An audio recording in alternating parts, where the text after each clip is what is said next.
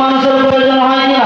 রাজা রাজার সময় মুসলমান যদি হাসপাতালে নিয়ে গিয়ে ভর্তি করেন ডেলিভারি করার জন্য, হাসপাতালে ডাক্তার নার্সেরা মানের সেবা যত্ন করে, নার্সিংহোমে নিয়ে গেলে ডাক্তার নার্সেরা সেবা যত্ন করে। বাবাজি আমার মুসলমান করবে